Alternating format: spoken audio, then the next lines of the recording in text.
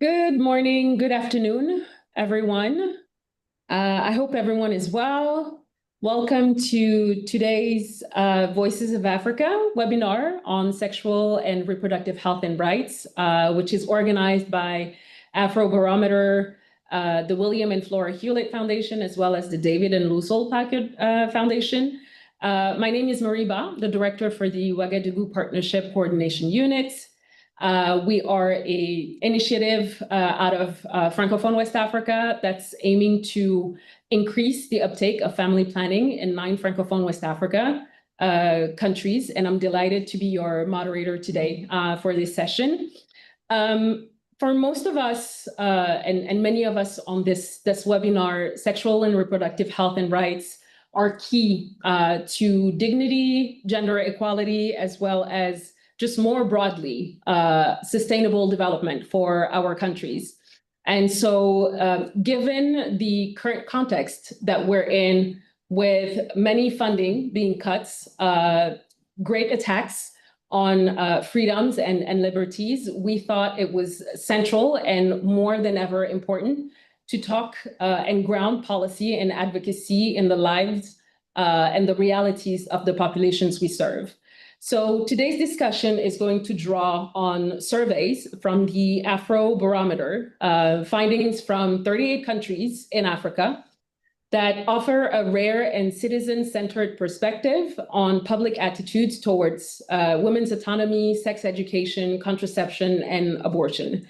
You're going to hear from several panelists today, but also a great presentation from the Afrobarometer. And before that, maybe just allow me to give a couple of housekeeping rules for the time being. We're going to be together for about an hour and a half.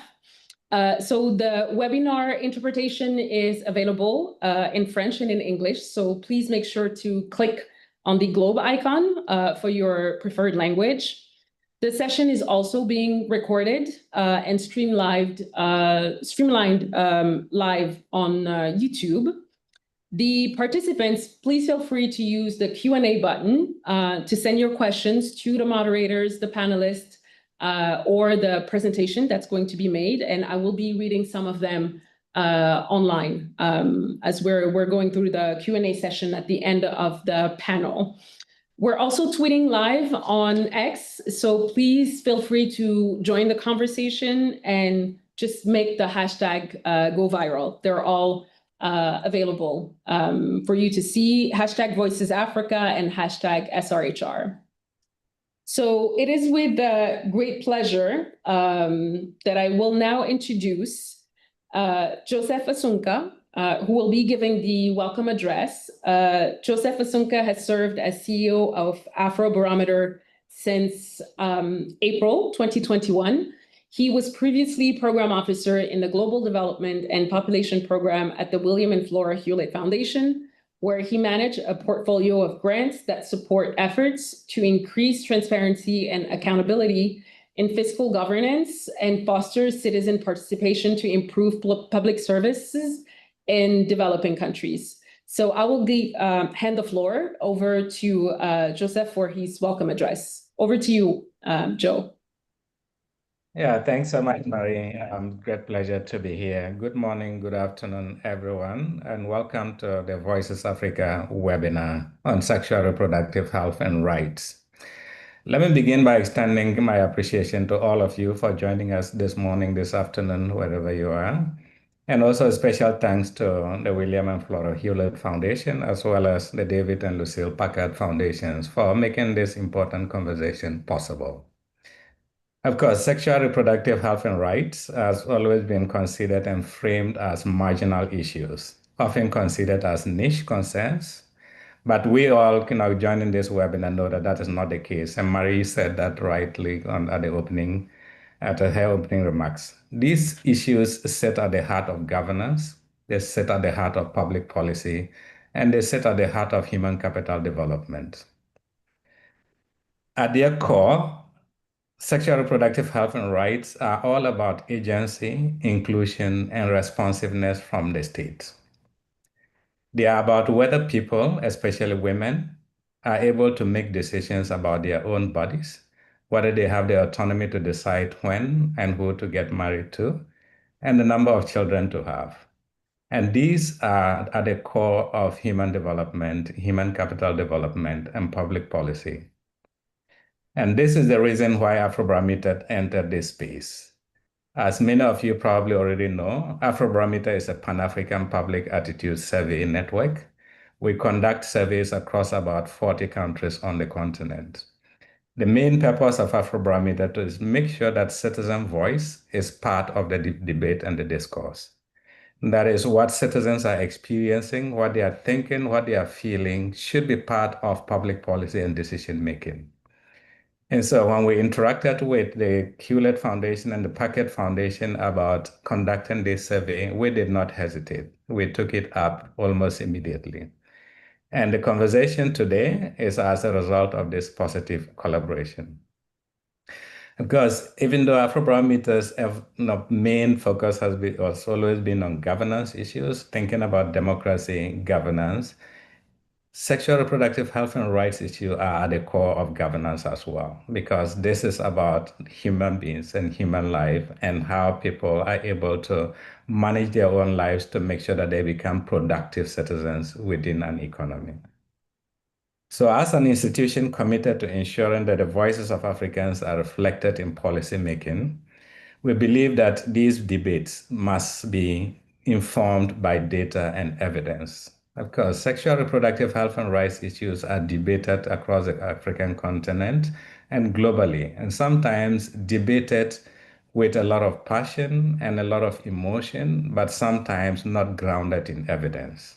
And this is what Afrobarometer is trying to contribute to, that we bring the experiences, the expectations, and the aspirations of ordinary Africans to inform some of these debates on the continent. Of course, Afrobarometer data does play a vital role here. Evidence helps to reduce speculations around sensitive topics that are often polarizing in many cases. So whether you're talking about contraception, you're talking about access to safe abortion, you're talking about family planning, these are issues that inflame emotions. But we want these debates, no matter how emotional they are, to be grounded in evidence and in data. And that is the role that Afrobarometer plays, to bring the data to inform these discussions.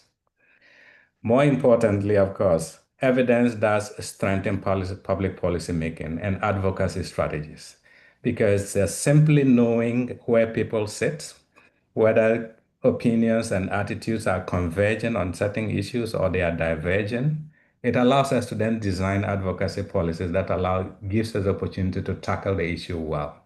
Because if you are not aware of where people sit or where people experience or what they are thinking, your advocacy strategy might end up being the wrong one, because you may not know where to start from.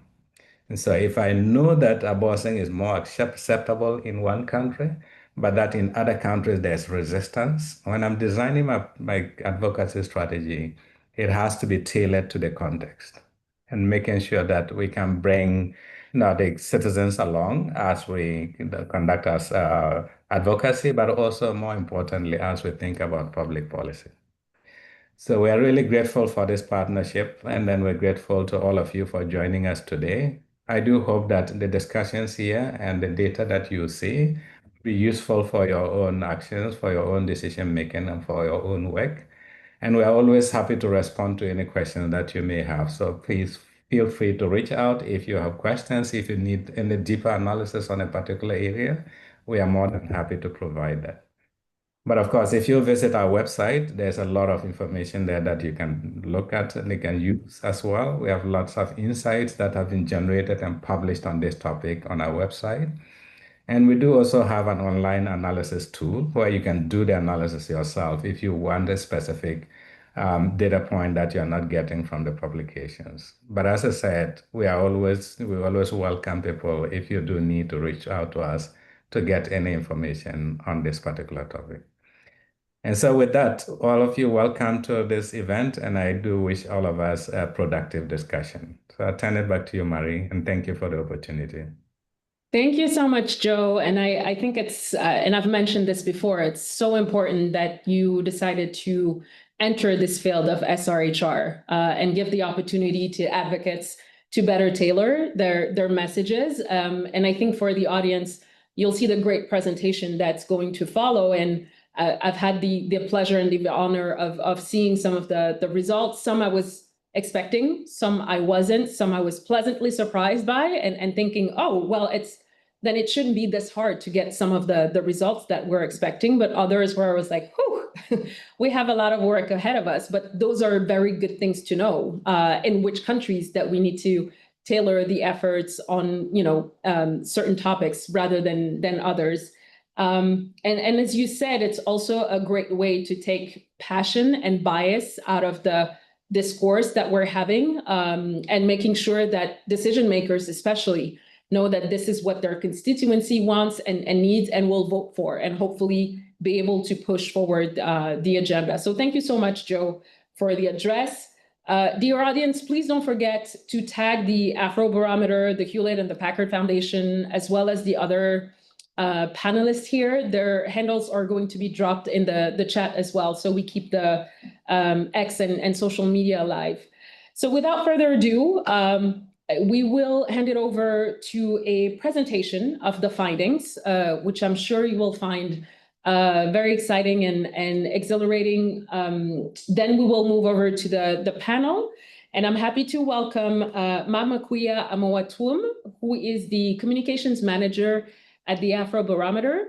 In this role, she works to position Afrobarometer as the go-to source for reliable data on African public opinion, crafting narratives that connect evidence to policy and elevate citizen voices in decision-making spaces across the continent and globally. That is a huge task, Mam.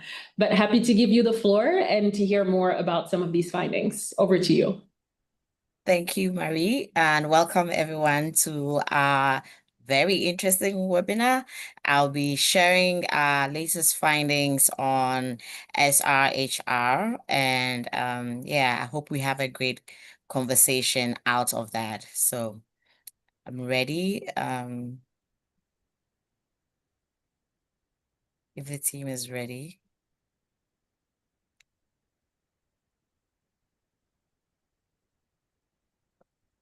We see the slides. They just have to be on PowerPoint mode.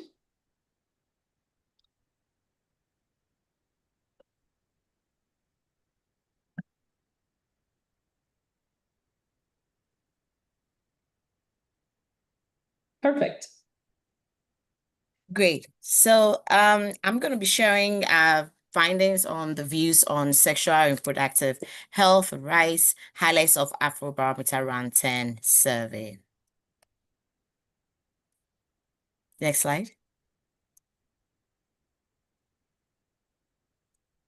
So before I get into that, a bit about Afrobarometer. Afrobarometer, sure many of you are aware, is a Pan-African non-partisan survey research network that provides reliable data on African experiences and evaluations of democracy, governance, the economy, and social issues, including what we're about to talk about, which is the sexual, reproductive, and health and rights. But our goal as an organization is really to give African publics a voice in policy and decision making. We've conducted 10 rounds of survey covering a total of 45 African countries since we started this in 1999. And our round 10 surveys were implemented between January 2024 and August 2025. So for our next slide, it's just to show you the countries where we've conducted survey in. Actually comes with a color code that shows you which countries we surveyed, for instance, in the first round or in the 10th round. And the countries in the gray colored area are actually the ones that we are yet to, survey, or we haven't been there to conduct any Afrobarometer survey. So just before I go into the findings, I'd like to briefly touch on our methodology. And we use a nationally representative sample of adult citizens, meaning that our respondents are 18 years and above. And our interviews are conducted face-to-face in the language of the respondent's choice so that they can better understand the questions and give us the best responses as possible. We also use a standard questionnaire, which allows us to compare responses across countries and also do an overtime analysis. And as we go into the findings, you see how we're able to show the responses from different countries. Our sample sizes are between 1,200 to 2,400 adult citizens, and this gives us a margin of sampling error of plus or minus 2 to 3. And we just like to share a little quote by Michael Robbins, who's the project director for Arab Barometer, who said that our methods represent a model that should be emulated by other organizations doing international survey research. And so with that, I'd like for us to go straight into our findings on women's autonomy in decisions about marriage and childbearing. So this is what our data shows, that on average, across 38 African countries surveyed in 2024-2025, 75% of Africans say that women should be able to decide for themselves whether and when to marry, including 1/3 or 35% who strongly agree with this position. The data also shows that 6 out of 10 citizens, and that's 62%, say that women should have autonomy in decisions about when to have children and how many children they want to have. So for our next slide, we'll be looking at support for women's autonomy in decisions about marriage and childbearing, looking at the demographic breakdown. And the data tells us that support for both of these aspects of women autonomy is stronger among women, among urban residents, among more educated citizens, and economically better off respondents than among their various counterparts. For example, women are 14 percentage points more likely than men to endorse women's rights to make decisions about childbearing. And so that's a 69% of women versus 55% of men.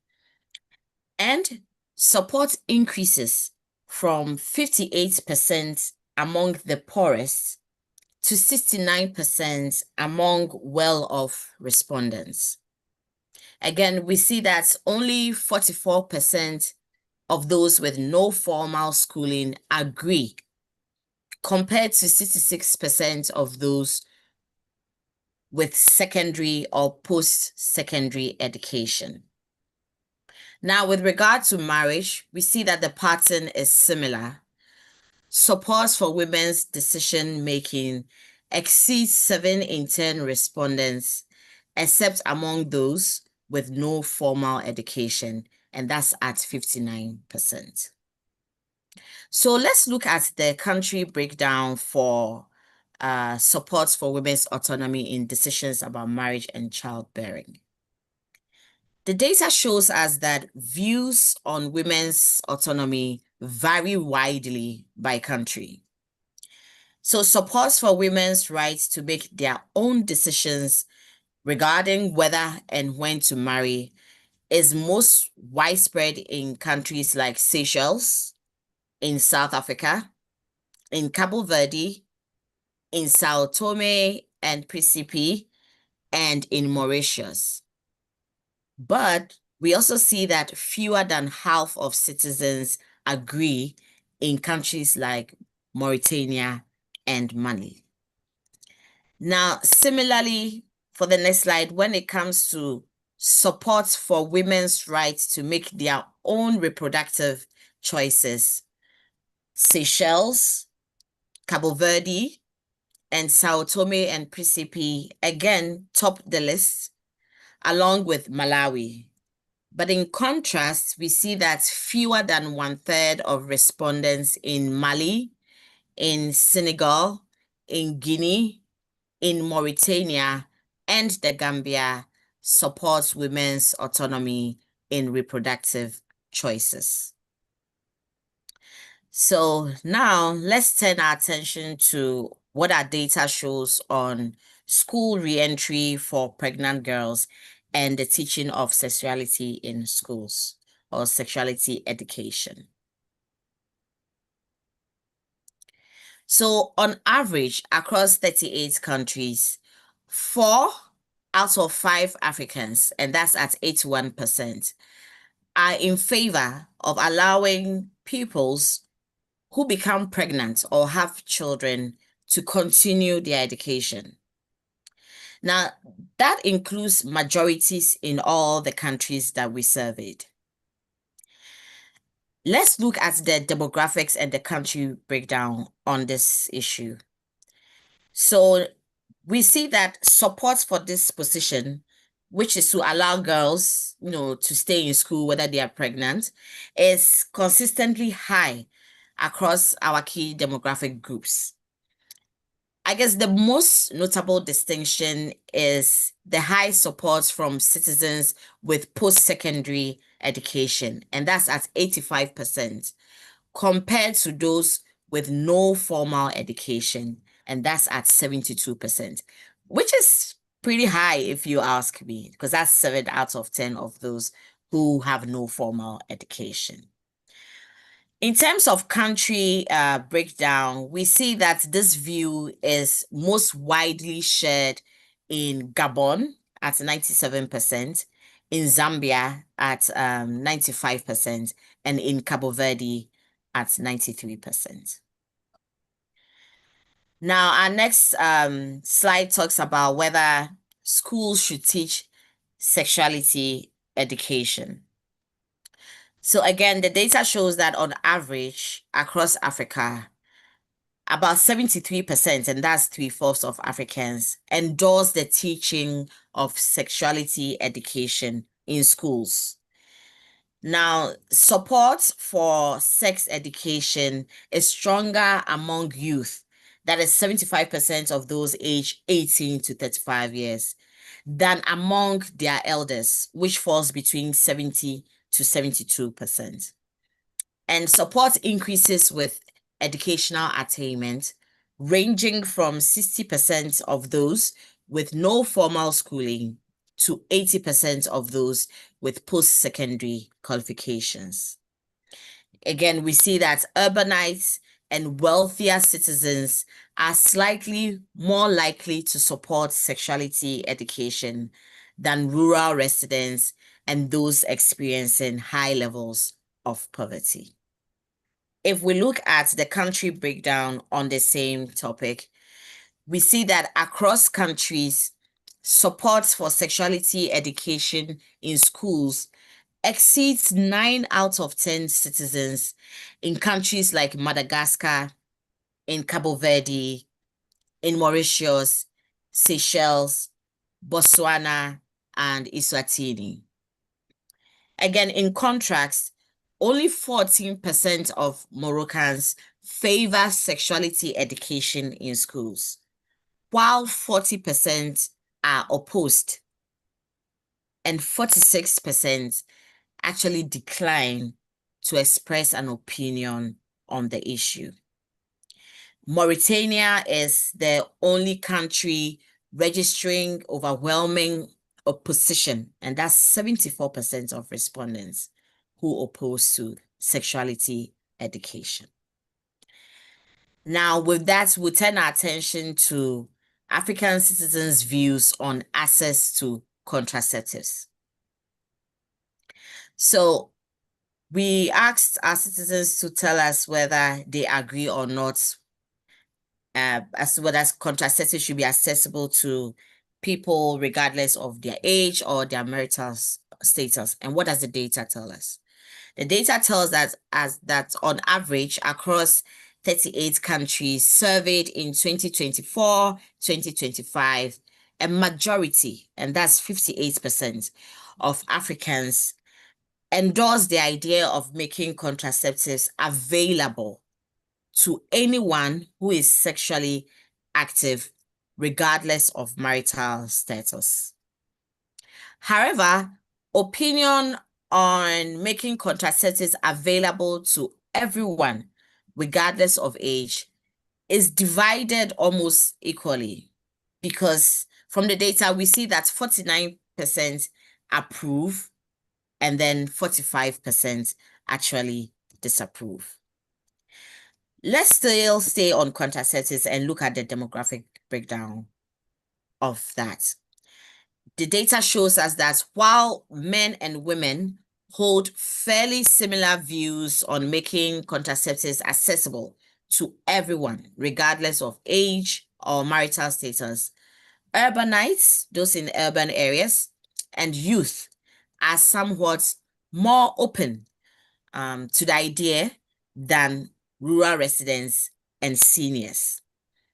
We see that support for contraceptive access also increases along with respondents' education level, with 28% points separating those with no formal education, and that's at 39%, from those with post-secondary qualifications, and that's at 67%, on the question of access regardless of marital status. Still on contraceptives, let's look at the country breakdown. Support for contraceptive access regardless of marital status is the majority position in 24 out of the 38 countries surveyed, and it ranges up to 9 out of 10 citizens in Cabo Verde, in South Africa, and Seychelles. But the data shows us that opposition is strong in Mauritania, where 85% of respondents disagree or strongly disagree. And opposition is also strong in Senegal, where 70% of the respondents also disagree or strongly disagree. Now, similarly, support for making contraceptives available regardless of age, and that's the next slide, also ranges from just 1 in 10 respondents in Mauritania and Morocco to about 8 in 10 in South Africa and Cabo Verde. Now, opposition is particularly widespread in Mauritania, where 88% oppose, and Tanzania, where 75% oppose. With that, let's turn our attention to our data on frequency of pregnancy termination. And we asked our respondents to tell us how often or not people terminate pregnancies in their communities. The data tells us that on average across 38 countries, 2 in 10 Africans, and that's 22%, say women and girls in their community often terminate their pregnancies. And another 19% say they do so occasionally. The data also points to the fact that fewer than half, which is 46%, say pregnancies are rarely or never terminated in their communities. Let's look at the demographic breakdown of this. So women and men offer almost identical assessments on frequency of pregnancy termination, but reports of frequent pregnancy terminations are higher among youth and young respondents than among their higher among urban and young respondents than among their rural and older counterparts. And reports also increase with respondents' education level and experience of poverty. Still staying on frequency, let's look at the country breakdown.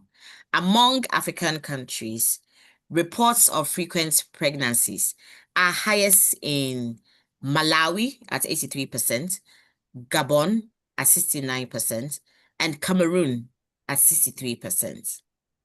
Now, fewer than 1 in 3 citizens in Mali, in Mauritius, in Mauritania, and Morocco say that such pregnancies are common, with most respondents in these countries saying they rarely or never occur. And nearly half in Morocco actually refuse to venture an opinion on this question. So moving on to our last data points, we wanted to find out from our respondents under which circumstances they think that pregnancy termination is justified.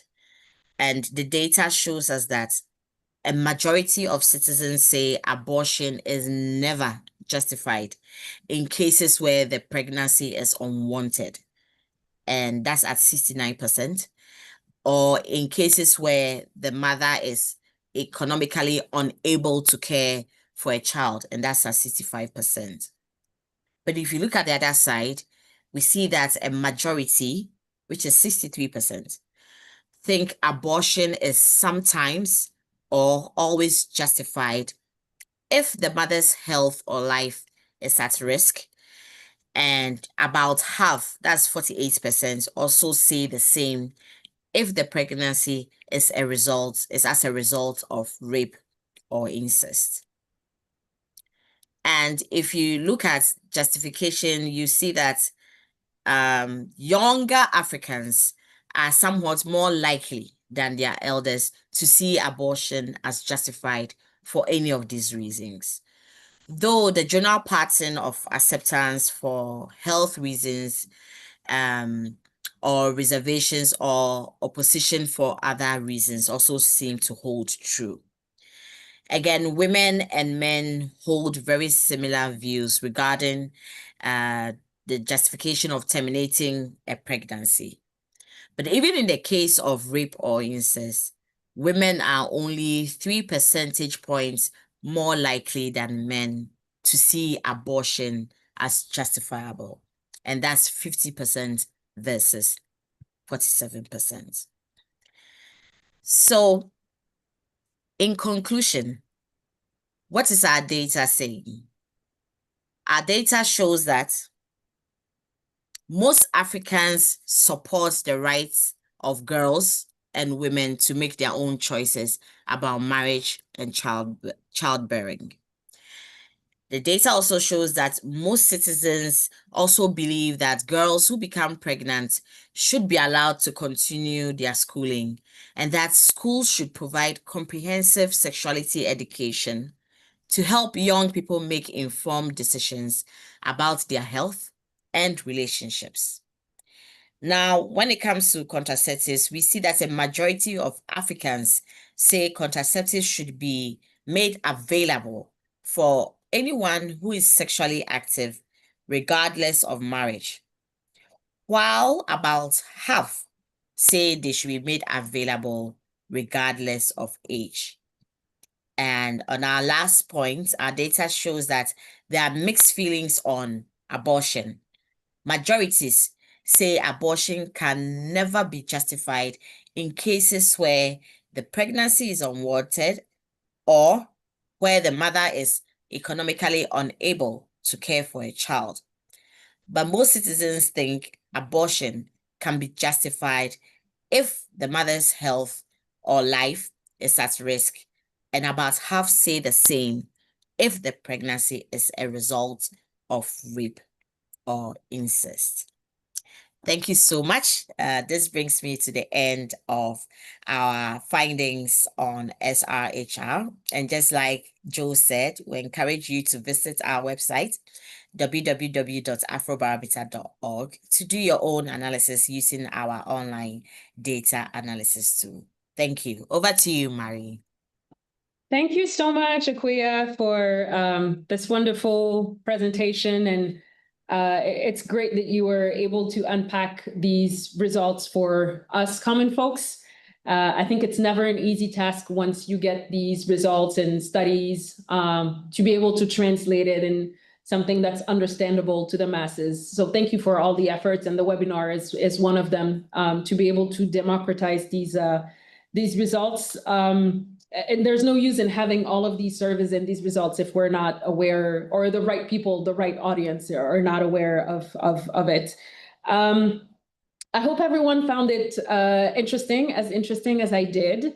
Again, it's the second or third time that I see the presentation, but there are still some nuances that I didn't catch the first or second time. So I really encourage every one of you to go back to the slides. I know it was a lot to unpack, a lot of countries. Every one of us are interested in one or a subset of countries, and there are so many percentages. So go to the website, look at the slides, make sure you share them, especially with civil society representatives, youth. I was very interested.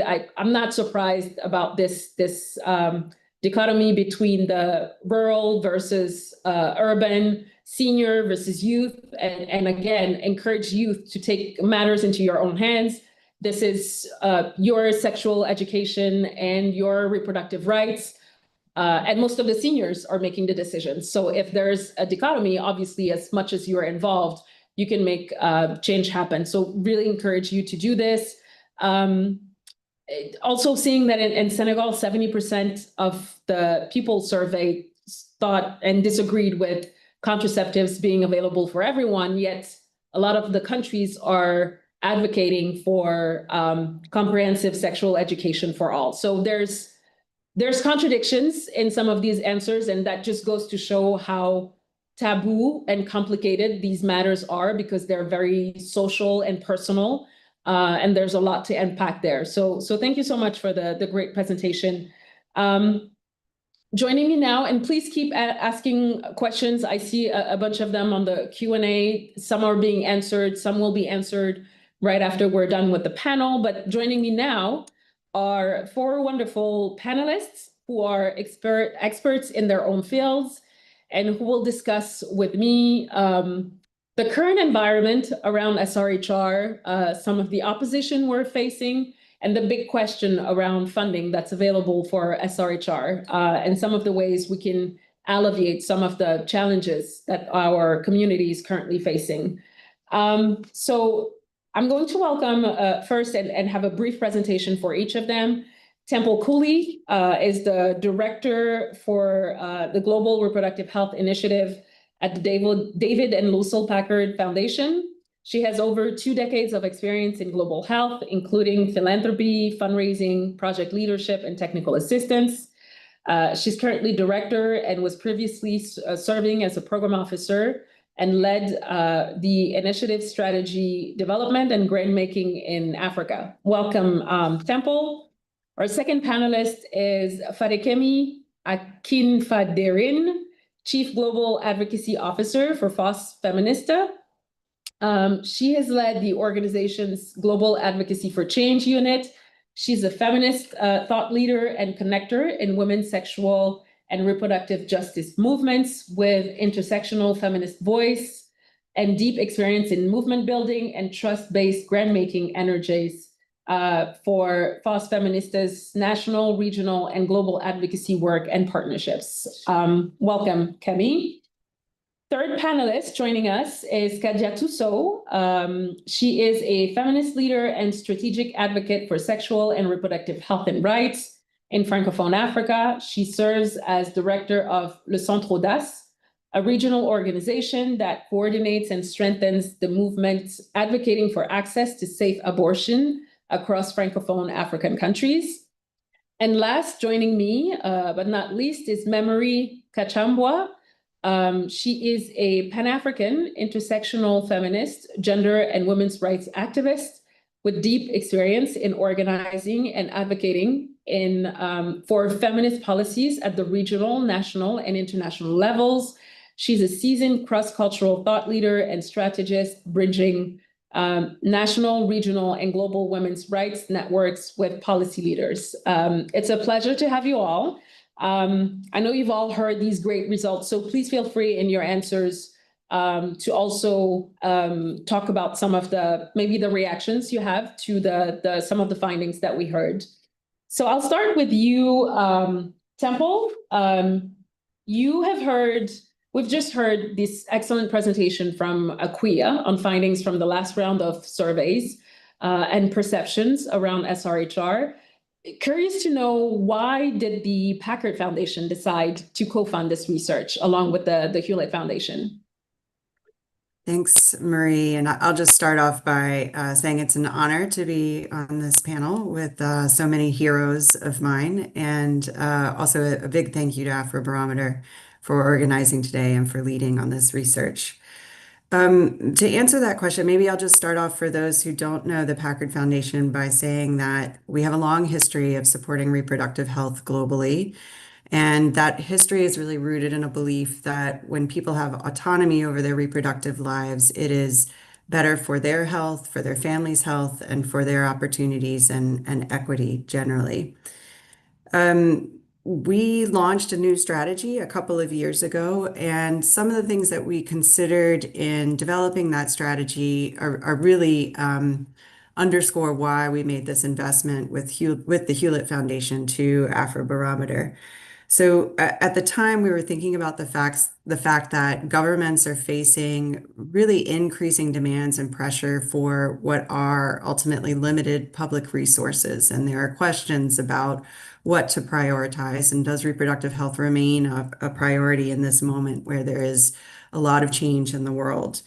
We are also seeing that we're at a time and a place globally where reproductive health is increasingly politicized, and no matter what the issue, when things become politicized, there is a large risk that citizen voice is overlooked, and that political narratives and rhetoric take hold.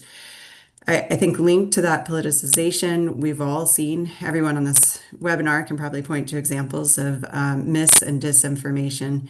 And leading up to making this grant, we had actually seen a couple of what we would call sort of pseudoscience surveys. So surveys that purported to represent people's values on these issues, but really were very biased in the way that questions were asked and the way that results were framed. And so, as Joseph said at the beginning of today's webinar, we were really concerned that public discourse on these issues was being shaped by biased narratives, assumptions about what people believe, and political rhetoric, rather than by evidence. So with that context in mind, we thought it was important for our advocates and for policymakers to have high quality data on public attitudes. And we also thought it was important that data come from an organization that has a lot of credibility in terms of doing public survey work, and a track record of doing so with transparency and integrity and sensitivity to the nature of the questions that are being asked. So thus our grant to Afrobarometer, and we've been really, really pleased to see the results and hope that they will serve as a tool for advocates and policymakers to have greater insights into what people actually believe. So that's my response to your question. Thank you so much, Temple. And I think it's important to highlight the importance of evidence and where it's coming from. And again, just not navigating these various narratives that we're hearing with very anecdotal evidence that we're also getting and hearing. Thank you so much. I'm going to hand it over to Kemi. And we've seen from the data that was presented today that the majority of Africans are in agreement and of women and in support of women being able to make decisions about marriage and childbearing. But as a civil society leader, what do you think some of the key policy levers for turning these attitudinal data into concrete policies? And in what ways do you think advocacy groups and civil society groups can help support these findings for decision-making within the governments? No, thank you so much, Marie. And first of all, I want to give a big shout out and kudos to Joseph and the entire team at Afrobarometer for really pulling out much needed, very timely, very comprehensive information and evidence that is really going to help a lot of us in terms of the work that we need to do. As you know, shared, I work for Force Feminista, and we're an international alliance of autonomous organizations that are working on advancing sexual and reproductive health across the globe. And this data couldn't have come at a better time. I actually remember sitting in a room with a couple of partners actually late last year talking about how we need to have a perception survey. And it was great because Temple had said, hey, something is cooking and will be coming your way very soon. And so I feel very, very excited to be on this panel and looking at this. I think it's extremely important that we have this kind of evidence, especially for those that are working on normative work, both at the national level, but also at the regional level in this moment in time. As everybody knows on this call, or I hope everybody knows on this call, we are in a quote unquote war for hearts and minds. A lot of the work that we've done over time and over the years are being eroded and are being rolled back for a wide variety of reasons. But it is not accidental. It's extremely intentional through the work of anti-rights and anti-gender movements who have actually consolidated political power and have created unholy alliances with our public officials and decision makers. And instead of making decisions on the basis of facts and evidence, they're actually making decisions and rolling back some of these policies based on misinformation, and based on sentiments, right? And in many situations, also on their own personal opinions and biases, which in some circumstances are influenced by their faith. And so in this moment, this kind of data really helps public officials to see that there is broad-based support for these issues. Everyone, when you speak to some legislators or you speak to those in the executive, they say SRHR is not the priority. You know, what is the priority is the food on the table. It is people are more concerned about education. And the reality is that like people want everything. I don't think people want to sacrifice one part of their life over another. Women and girls and gender diverse people in particular want everything. And it starts with their right to be able to make decisions about their bodies. And so this really helps to situate in a very good context what the general public feels about this.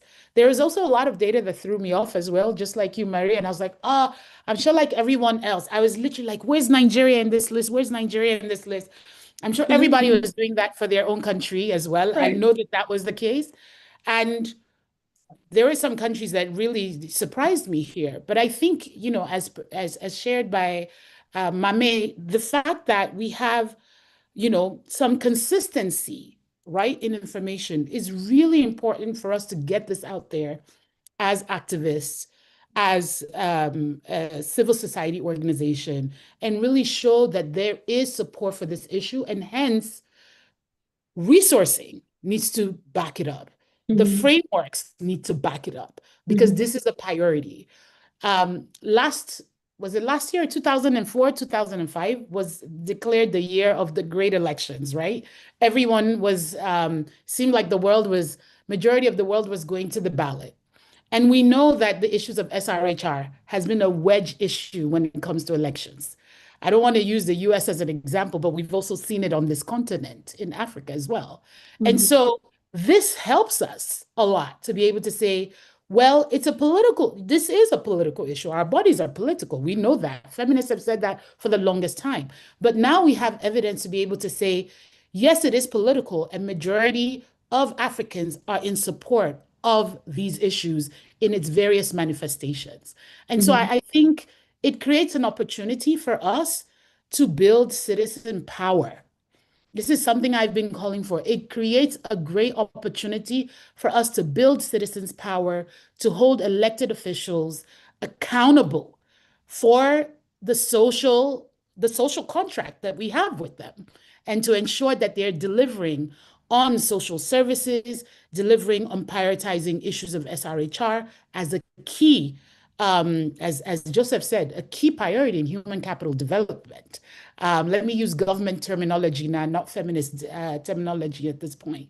And so I think we need to continue to use that to drive our campaigns. So I'll stop there, Marie, and hand it back to you. Thank you so much, Kemi. And like you said, I was looking at 9 countries. Because we're covering 9 countries, I was trying to look for the 9, and they're like, Togo is up there and Senegal is anyway. So, but I think everyone had the same attitude. So please go check out the slides. And I really appreciated the mention you made of the opportunity to build on citizens' power. We all know we're governed and ruled by voting cycles, which are sometimes way shorter than the time it takes for impact to be seen, especially when it comes to SRHR, which are very preventative, right? And so there are other health concerns that take precedence over us. And then, as you said, like education and food on the table. So there's so many competing priorities. This just makes it easier to go to decision makers and say, well, actually, this seems to be also a big priority for some of your constituency and our population. So thank you so much for that answer. Khadijatou, I will switch to French now.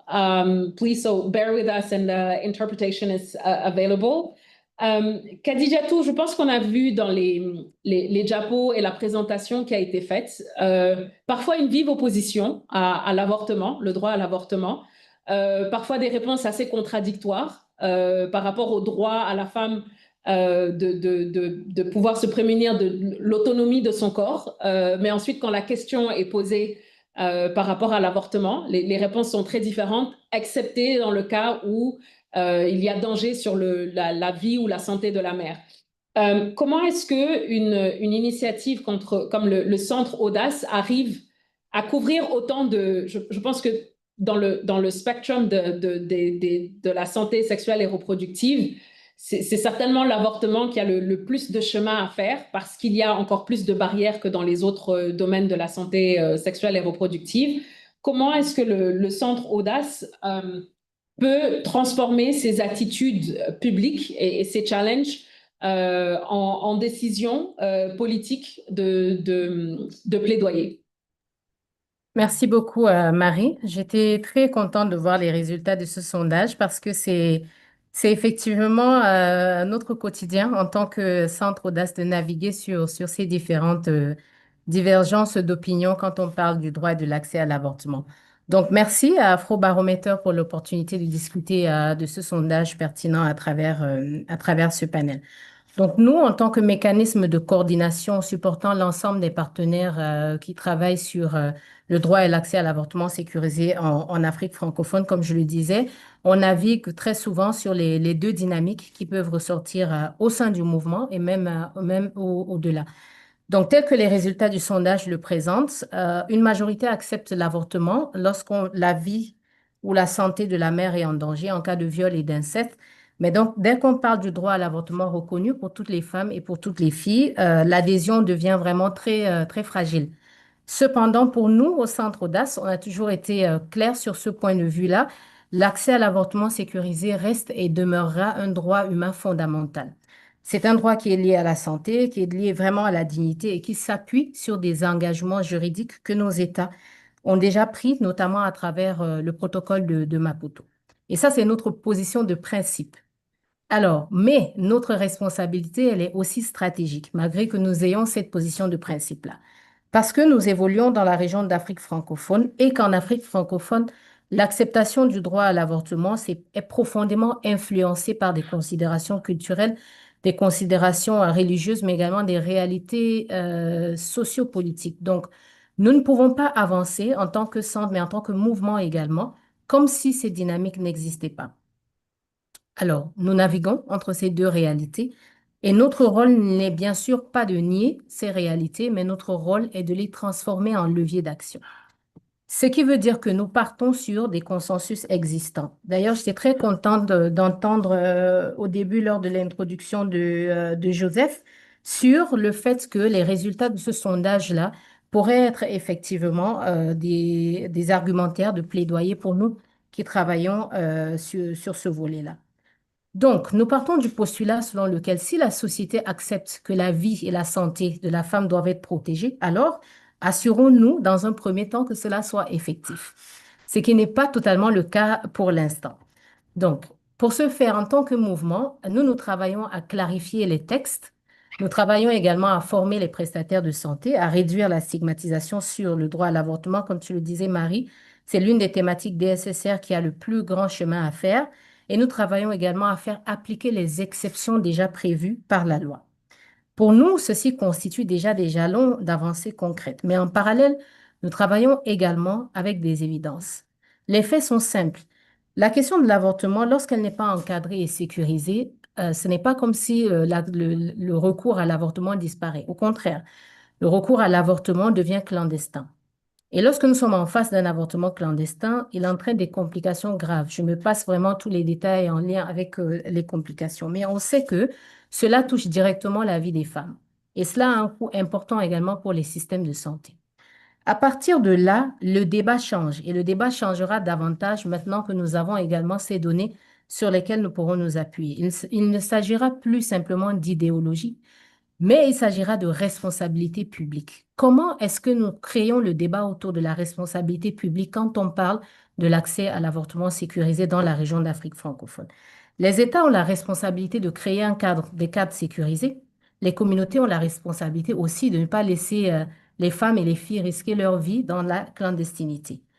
Cependant, nous, donc, dans une logique, disons, réaliste, nous comprenons qu'un débat frontal sur la reconnaissance immédiate d'un droit universel à l'avortement sécurisé peut prendre du temps dans la région francophone.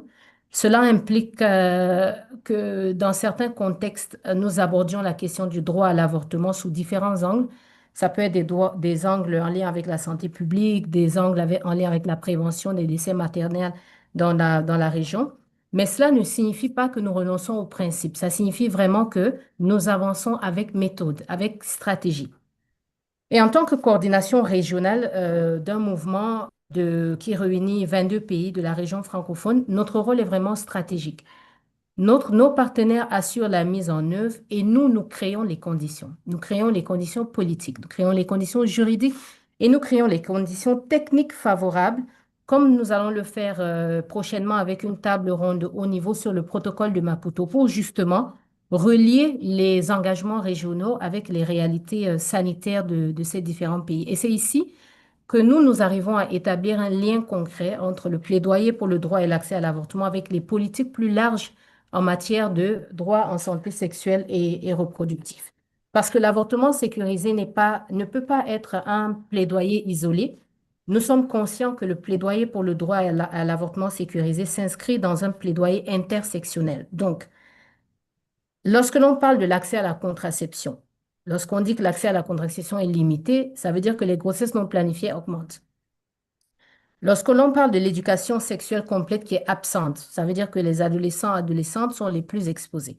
Lorsqu'on parle également de services de santé reproductive qui sont fragmentés, on sait qu'on s'expose à des risques qui se multiplient. Donc, pour nous, le plaidoyer pour le droit à l'accès à l'avortement, malgré ces dynamiques changeantes, malgré ces points de vue qui peuvent être divergents, c'est aussi de plaider pour renforcer des politiques DSSR efficaces. Donc, en résumé, traduire des attitudes publiques mitigées en plaidoyer stratégique pour nous, c'est affirmer clairement le droit à l'avortement, c'est s'appuyer sur des évidences sanitaires, c'est avancer progressivement avec les données contextuelles que nous avons selon les contextes, et c'est inscrire l'avortement sécurisé dans un agenda plus large de renforcement des systèmes de santé et de DSSR globalement. Merci, Marie. Merci beaucoup, Kadi. Et comme tu l'as dit, beaucoup d'incompréhension, de désinformation, mais aussi de biais, de par les croyances sociales, culturelles, religieuses. Et je pense que c'est très important aussi, comme tu dis, d'y aller étape par étape. Je pense que ça ne sert à rien d'essayer de les brûler. C'est vraiment autant que possible faire adhérer justement les personnes qui pourraient être réticentes quand on voit les bienfaits qui pourraient découler justement d'une meilleure compréhension, non seulement des textes qui existent déjà et qui ne sont pas appliqués, mais de comment est-ce qu'on pourrait même améliorer cet environnement-là dans l'étude et les résultats qui ont été présentés. Il y a aussi toute cette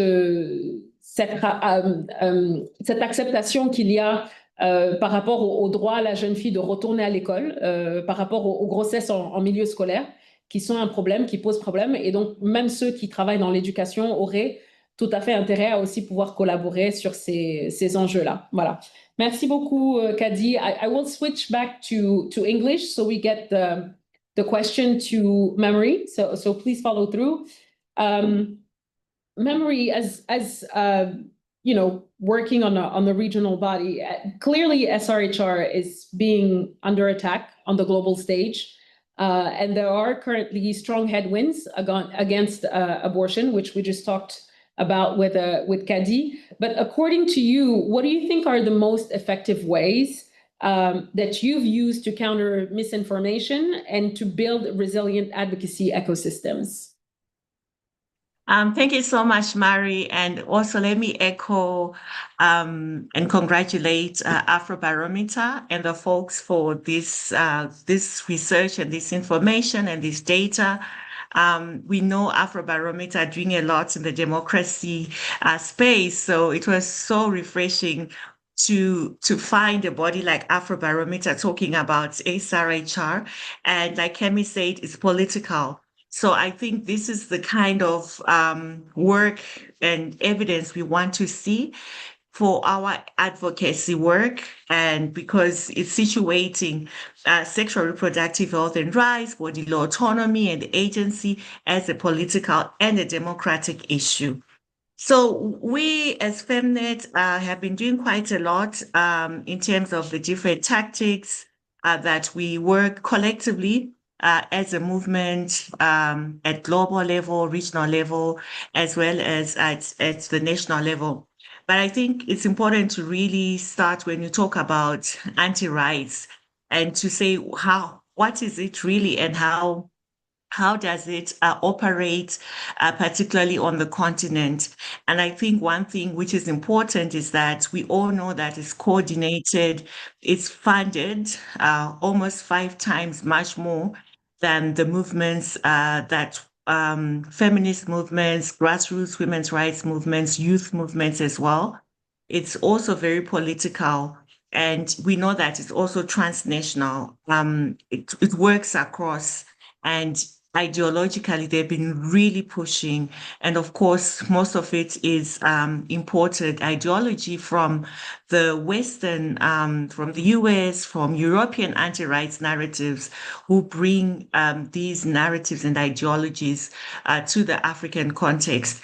So we know a lot of narratives come out, all this information about how harmful contraception, family planning is, and how comprehensive sexuality education is actually not informing, but is also not good for the young. And they use terms like age appropriate and the like. So I think we've really seen that this is something that we see, and one of the things and tactics that we use is mapping the ecosystem. Who are the actors? How is the funding flowing? And most of them work through faith networks. They also use a lot of digital platforms. We've seen this, and our response is always having collective action politically, but also making sure that we are not just being defensive, but we are actually providing the data. So this is why I think this piece of work is so important, because we also want to cite data that is coming from the continent, because it's also used as counteractive when we are quoting some of the data sources which are not originally done or from a body on the continent. I think the other thing which is very key is narrative changing. There's a lot that we need to do in terms of busting some of these myths and framing based on values, dignity, economic justice, and really reclaiming the language, shifting things like family planning to reproductive justice, for example, linking contraception and abortion to poverty, to education, to things that really matter and to the realities. So I think this is what we're always doing. We're always centering the experiences and also backing it up with the data and some of the statistics. And I think we saw some groups on the continent where, when we heard about the Roe and Wade, that reversal, we saw how abortion was being reframed, not as something happened. It was being reframed as an African constitutional right in some of the jurisdictions that are on the continent, divorcing it from what was happening in the US. So I think this is some of the work that we've seen feminist movements and groups being able to really reframe and to bust some of these harmful, very, very harmful narratives that are there. Another strategy is really using strategic litigation. We've seen that backlash really thrives when policy spaces and communities are disconnected. So using strategic litigation, linking with grassroots, sort of like making sure that we are changing the policies as well, and also mobilizing communities to be able to exercise some of the legal wins that we find. For example, most countries might have signed to Maputo Protocol, but to have Maputo Protocol being activated, and I know we work with SOA, Solidarity of African Women's Rights, pushing for removal of some of the reservations, particularly on abortion, which we have seen most countries have put reservations on that. So I think it's very important, but also documenting some of the cases, the success cases that we see, and making sure that they can also be used. And recently, I think last month in Malawi, there was a case which really demonstrated that, these instruments are important. And if they go to the grassroots, then we are able to make sure that the policy becomes alive. So I think it's also another tactic is engaging with faith leaders. We see that anti-rights movement really weaponize religion, religious leaders, faith movements. And we have been working with progressive theologians, feminist scholars, feminist Muslim scholars as well, traditional leaders, and also working with women, men as allies as well. Because we know that in most communities, men are the chiefs and they actually hold a lot of power. So it's working with these groups, because this is one way where we have really, really seen it. And I know in Senegal, in Nigeria, feminist groups have been collaborating with Islamic scholars to frame bed spacing as being consistent with some of the principles, as well as maternal well-being, and also using language like safe motherhood. It's not what we as feminists would be pushing for, but then it provides an entry for us to discuss what does safe motherhood mean. So then we can talk about safe abortion, post-abortion care, and the like. Another tactic is also building regional solidarity. We saw in the Gambia, there was the bill to reinstate FGM, and we saw a lot of really, really solidarity coming. So this is a very powerful tactic where sometimes some of the groups that may be in the country, sometimes they are actually a danger in terms of saying things or publishing things. But as a regional body, as a regional movement and network, we are able to push and to also demand action from the AU, from the special rapporteur, and using some of the African human rights mechanisms as well. And Maputo Protocol really comes in as a normative anchor for countering these anti-abortion narratives as well. And this has really, really worked. We've seen some of the regressive bills are being challenged, and also providing that sort of like support. We know there's a lot that happens on the digital space. So one of the core strategy is really ensuring that we have feminist digital literacy campaigns. We are also supporting our members, the movement on digital security as well. But we see also it's also important to also work with the influencers that are using all these apps, the TikToks, because that's where we know a lot is happening in the majority. So also working with them to ensure that the digital we are impacting. I think there's so many others. I think Right. linking literature to economic rights. Right. Yeah, so I think I'll stop for now. Yeah, thank you. Thank you so much. And I think you've even answered the second question, but I think I particularly appreciated your mention of the importance of quoting African sources. So we know it's grounding in our culture and our realities, and we don't have to face this constant barrage of, oh, this is imported. And the fact that you mentioned also that the counter and the opposition is also now being imported from the Americas and Europe. So we're also having to face that, and the importance of widening the tent. So reaching out to education, including poverty levels and vulnerability in the policies that we're making. So it's more about reproductive justice than just SRHR and family planning, and also getting the communities at the center of the decision-making process. So it's really grounded in realities. Thank you so much, Memory. And I'll do maybe just a couple more questions to Temple and Kemi, and hopefully get to the others as well. But we want to make sure that we allow time for questions and answers, though I'm seeing that they're being answered on the chat and the Q&A box. So please feel free to add in as many as you want before we get to the final round of questions and answered. But I'll get back to you, Temple, and maybe ask you, we're going to talk about funding now. Not very prosperous times for SRHR, if I can put it that way, for funding and implementers and implementation of SRHR.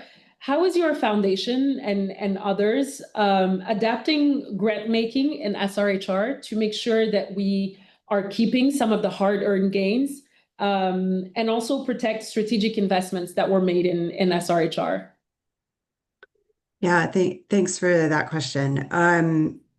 I mean, I think the hardest thing is just the amount of volatility that is in our ecosystems right now. So all sorts of volatility, peace and security, bilateral funding, support for global health, specifically support for reproductive health. And all of that volatility is just creating a lot of uncertainty, even for us as funders. So we have been thinking a lot about how we can decrease uncertainty, both for ourselves as well as for our partners in this moment. I think one of the things I've seen in this last year is more cross-funder communication and coordination than I've experienced, I think, in my 8 years in philanthropy. Just a lot more discussion about how we can make best collective use of our funds, how we can keep each other informed of gaps, and collectively mitigate risks where possible. I think, I'll speak specifically to what the Packard Foundation is doing. We are trying to provide flexible support as much as possible, so general operating support, core support. We are trying to make longer grants. Our average grant duration has typically been 2 years. We're trying to move that to 3 years, and in some cases longer, where that makes sense. We're trying to continue investing in local and regional leadership, so things like regional advocacy platforms that can engage with the African Union, or coalitions that bring together actors across the reproductive health ecosystem. And we're thinking about what can we as a private foundation do that is different than a bilateral. We are not subject to the short-term cyclical nature of funding that bilaterals have. There are certain risks we can take, and how do we make best use of that. So I think, just maybe to underscore, we're continuing to remain committed to reproductive health. Many of our peer funders are. We really feel like in this moment, it is not a moment for retreat. It is a moment for supporting partners to be resilient and to adapt. And so we're really trying to be in communication with our other funders and with our partners to understand how we can best support each other to do that. Yeah, so that's what's top of mind in response to the question.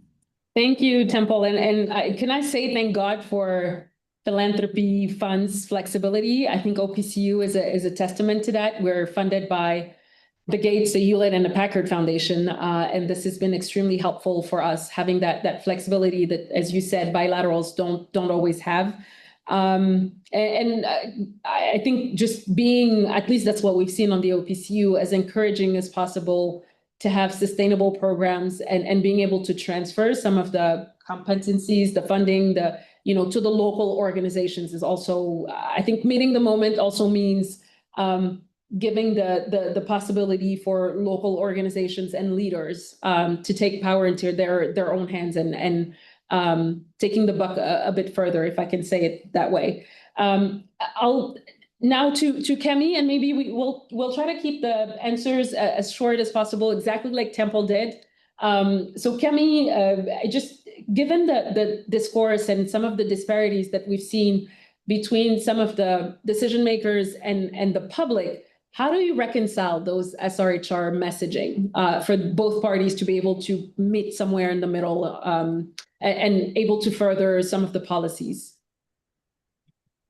No, thank Marie. I think you've hit the nail on the head in terms of the intentionality in creating space for us to be able to have a dialogue. I think it's extremely important to lift up the voice of those most affected by this issue, and that's all women, all girls, or all gender diverse folks to be in the room, and particularly those that have either been denied access to services, or those that have sought access to contraception or to safe abortion and have not been able to get it, so that people can understand, and decision makers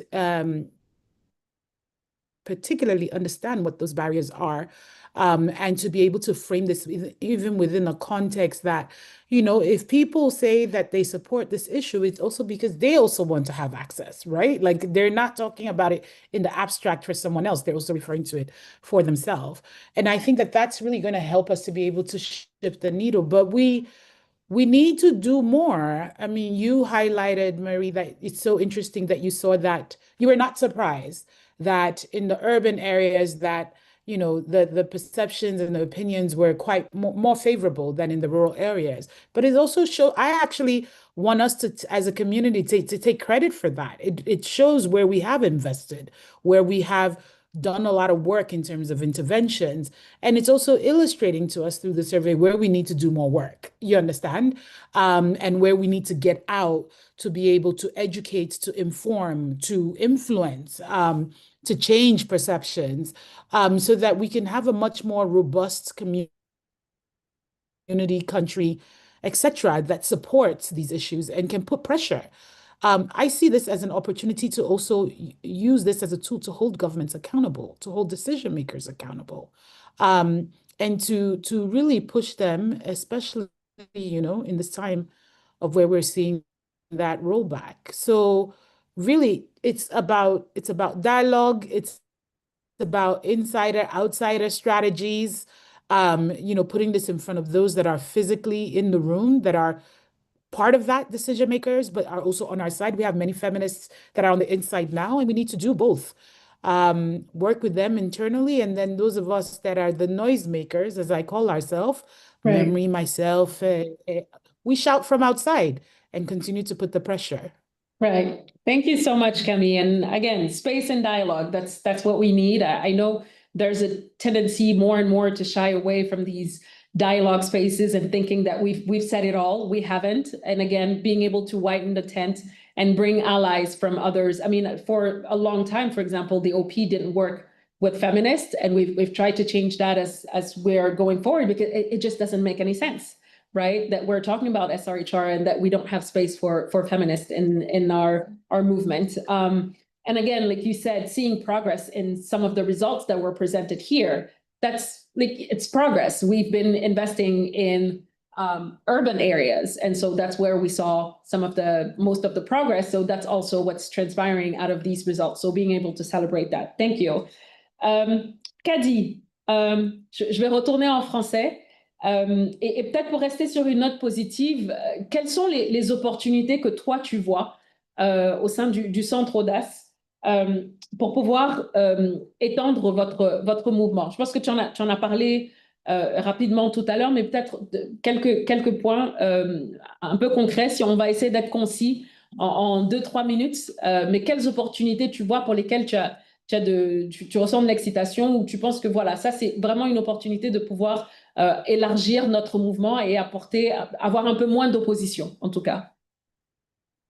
Je ne sais pas si... Ouais. Oui, je pense que c'est clair. Je vais essayer d'être le plus synthétique possible. Yeah. Et pour revenir un peu sur ce qui a été déjà mentionné, nous, en termes d'opportunités, c'est vraiment cette possibilité pour nous de pouvoir créer des espaces où les expériences nationales peuvent se partager entre elles. Je vais donner quelques exemples pour être le plus concret possible sur cette ligne-là. C'est, par exemple, pour nous, en tant qu'Audace, le fait de pouvoir croiser les regards, croiser les dynamiques entre les pays, pour nous, c'est des opportunités sur lesquelles les pays doivent se baser pour rejaillir et être beaucoup plus forts collectivement. Quand on voit l'exemple de la loi progressive qu'il y a eu au Bénin et l'effet un peu disséminant que c'est en train d'avoir dans les autres pays de la région, on peut se dire que ça, c'est une opportunité sur laquelle bâtir. Pareil au niveau des avancées de la société civile du Cameroun en lien avec le protocole de Maputo. Pareil au niveau de la RDC en lien avec les avancées sur les protocoles cliniques qui sont en train d'inspirer les autres systèmes de santé, notamment sur les normes et directives des soins complets d'avortement centrés sur la femme. Donc, tout cela pour nous, c'est des opportunités. Et maintenant, pour recentrer, je vais peut-être aller un peu plus sur le mouvement en lui-même. C'est pour dire pour nous, dans la perspective Audace, l'une des opportunités que nous voyons, c'est l'énergie du mouvement. L'énergie du mouvement, l'énergie des partenaires, ça fait un peu écho à ce que Kémy présentait, parce qu'au sein du mouvement, nous avons divers acteurs. On a les partenaires institutionnels, nous avons les organisations féministes, on a les organisations de jeunes, les organisations régionales, communautaires, mais également les décideurs, donc les institutions gouvernementales. Et l'opportunité, c'est que tous ces partenaires aujourd'hui ne travaillent plus en silo. C'est que tous ces partenaires travaillent désormais sous format de réseau et donc font vivre le mouvement et font vivre une dynamique communautaire d'ensemble. On constate donc un engagement, une motivation et l'acceptation qu'ensemble, nous pouvons être plus forts et que les membres du mouvement acceptent également que le changement ne sera ni linéaire ni uniforme. Pour nous, ça également, c'est une opportunité sur laquelle bâtir. Cette force et cette résilience d'ensemble en tant que mouvement, c'est quelque chose que nous devons vraiment conserver et s'assurer que nous arrivons à nous protéger les uns les autres contre les contextes sensibles, mais également qu'on arrive à renforcer notre responsabilité et amplifier notre énergie collective. Voilà, on n'a pas beaucoup de temps, donc je vais m'arrêter sur ces opportunités. Merci. Merci. Non, c'est parfait. Et je pense que tu es revenu sur quelque chose dont Camille a parlé aussi, c'est l'existence de ces espaces au niveau national et régional, de pouvoir les créer. Comme tu dis aussi, de croiser les dynamiques, apprendre les uns des autres. La loi du Bénin qui peut influencer les autres. Au niveau du partenariat de Ouagadougou, c'est aussi exactement la même chose, que certains pays puissent émuler les efforts et les résultats que les autres ont eus, d'apprendre les uns des autres. Et sur le financement, on sait que c'est un des grands facteurs influents, c'est de montrer ce que les autres ont fait. Et là où ils sont arrivés, les progrès qu'ils ont pu réaliser. Et c'est souvent un moteur pour les autres pays de pouvoir emboîter le pas. Merci beaucoup, Kadi. And the last question is to memory. We'll try to be concise and short as well, please. But how does your organization, or how do you see regional bodies leverage the data that was presented here and some of the results from the Afrobarometer to hold governments accountable just on some of the commitments they've made? We're not even trying to get them to new commitments, but just the ones they've made. How do we make them accountable with some of the sorts of data that Afrobarometer presented? Thank you so much, Mari. So I'll also be quick on this one. So we know that most of our African governments, we talk about Agenda 2063, Agenda 2030, all these commitments. And I think the data coming from Afrobarometer can actually be used in reviewing some of the state compliance. We need to track, we need to have scorecards. We can actually use it as an accountability tool. I think one thing for me which really stands out is reclaiming the narrative. We have this data to actually say that African societies, usually the myth around African society don't support these rights. But we can see from the data, we can see the variation in education, when you look at the age elements. So this is something that we can really deep dive. And I like what Ma'am mentioned that we can actually go on the website and even do our other analysis to be able to extract data. And of course, in countries which are missing, I think it's also to find ways in terms of how do we get more data out. Another thing is to really localize and to translate this language.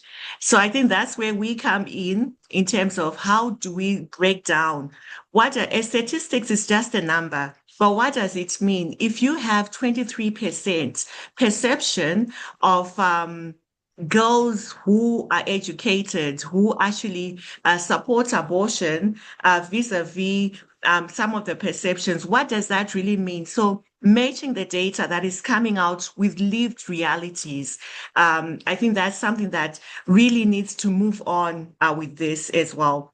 But we'll also ensure that we operationalize. I mean, I don't know whether to say operationalize, but I think we need to connect the dots, really to say, we're shifting the moral arguments which are used to democratically accountable. So I think Kemi mentioned it, how SRHR is used when we talk about elections. So, actually demanding to say when we talk about budgets, if, the budgeting processes, where are we budgeting for SRHR? Where are we budgeting for the services that we actually need, especially now when we know that there's the funding gap that has been created with most of the funders who ordinarily used to fund the health sector.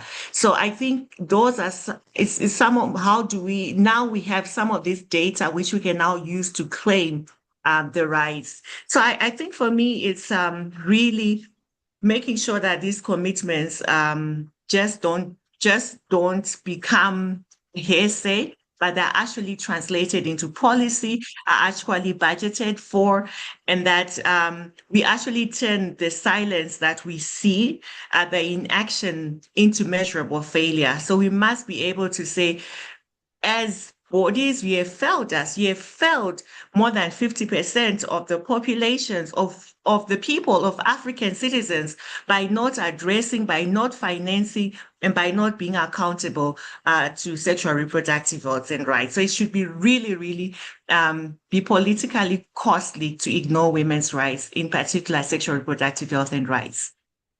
Thank you so much, Memory, and thank you to all the wonderful panelists for all of your insights, your answers, some of the solutions you provided here, and hopefully it influences and some people and some of the audience on this webinar.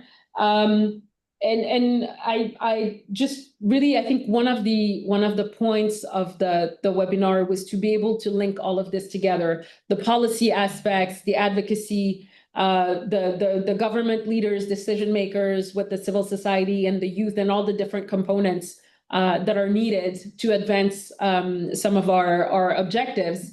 I don't know if there are any. I think most of the questions that were asked and raised in the Q&A chat box have been answered. Others are comments, but I really like seeing all of these opportunities and offers to get in touch with the Afrobarometer on some of the research that you've probably done on your end as well. It was exactly the point, one of the points at least of this webinar, being able to link you all up together. So I think my call to donors is, are there any research studies that you've funded that could come in and strengthen these results? Please put them in touch with Afrobarometer. And for civil society, youth, feminist leaders, I think the ball is in your hands. If there's anything that is not yet understood, maybe getting in touch with Afrobarometer and some of the panelists here. But I really think this is a very interesting and important tool that could be used for advocacy, especially for, I think, abortion and access to contraception, where we see there's still a lot of opposition. So please feel free to use all of this. This is exactly why it was funded, to put this in your hand and have it brought to decision makers. On our end with the OPCU, obviously, this is exactly our plan. If anyone is interested in the countries that we cover, it's 9 Francophone West African countries. It's not the whole continent. But these are the results that we want to bring to our ministers of health, but also ministers of finance and education, regarding school pregnancies, for example. So we plan during the year 2026 to be doing just that. So if anyone else is planning to, please get in touch with us, get in touch with each other, researchers, civil society, being able to put the data in very readable, I think, presentations and bringing that to your decision makers is what's going to make these results useful. So thank you so much, everyone, for joining us. I don't know if there are any last questions. I'm being mindful of time, but I think they've all been answered. We're all available on either X or LinkedIn. You have the report and the website in the chat box here that was provided. Maybe if I can also announce another webinar on gender equality that will be organized by GIZ, Afrobarometer, and Economists for Transformation from the World Bank, that will be taking place on March 18th from 1 p.m. to 2 p.m. GMT. It'll be very exciting. Please connect, take some of the findings from the webinar here and bring it to the next one. So all of this is connected. We don't want this work to be done in silos and talking to different actors. It's very important that the SRHR actors who are on this call are also able to connect to this very important topic of gender equality. So it's 4:30 on the dot. Thank you so much to my wonderful panelists. It was very exciting talking to you and hearing from you. Thank you to Afrobarometer for asking the Ouagadougou Partnership to moderate this webinar. It was a pleasure seeing you in Colombia, seeing you in Lomé, and seeing you soon, hopefully in Washington, D.C. as well. But it's just a testament of how important we think this work is and some of the results and great work that was done, funded by both the Hewlett and Packard Foundation, but the colleagues at Afrobarometer. We're really in awe of the work you do and the professionalism around some of these presentations. Thank you so much, everyone. Thank you for joining us. We hope it was useful and entertaining, and please do keep in touch. Thank you. Bye, everyone. Bye. Bye.